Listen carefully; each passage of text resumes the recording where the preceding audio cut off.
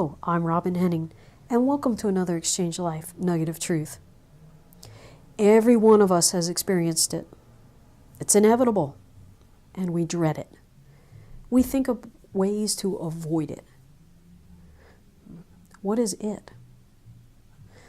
It's rejection. Now, why does rejection hurt so much? Well, because our souls aren't designed to receive it. If our souls are like the proverbial round hole, then rejection is the square peg.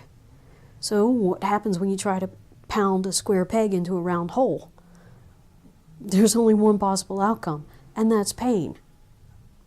So when God created mankind, we need to realize that rejection was not in the design.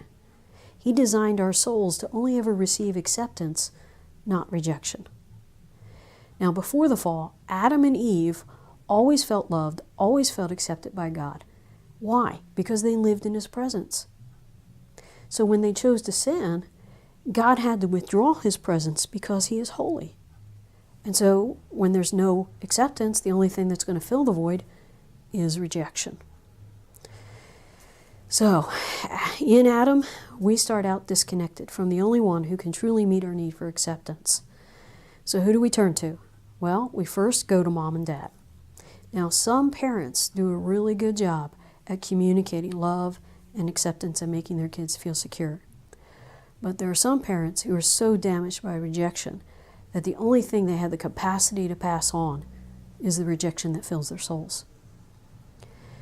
So, at some point in time, we are going to receive messages of rejection, either from our family, from our friends, from our classmates, from teachers, coaches, girlfriends, boyfriends, spouses, co-workers, and sometimes even total strangers will communicate rejection. And this rejection, if we take it in, is going to create dysfunction. Think of it like it's sugar.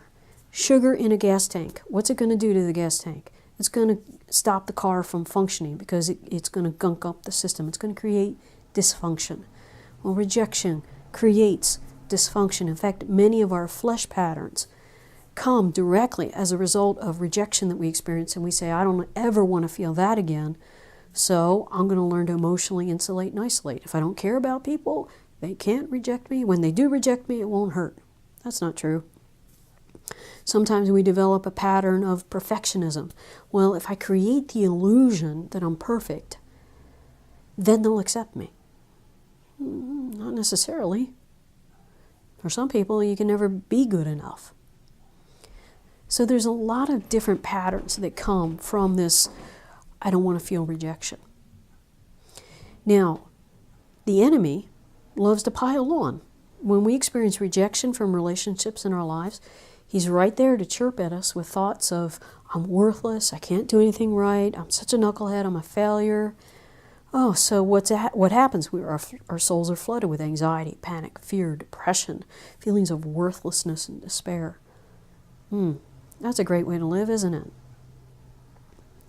Well, the good news is that God has made a way for us to be reconciled to Him so that we can receive His love and acceptance. And we're going to be talking about that more in the next few weeks. Now, next week, we're going to take a closer look at what does rejection really look like? What are the things that are rooted in rejection? And then after that, we're going to talk about whose voice are you listening to? Who's sending the messages that you're latching on to? And then we're going to talk about, very specifically, how to move from the rejection to acceptance. How to move and heal the rejection so that we can live out of the acceptance that we have in the Lord Jesus Christ. I hope you'll join me over the next few weeks, and I hope that you have a blessed week in Jesus. We'll see you next week.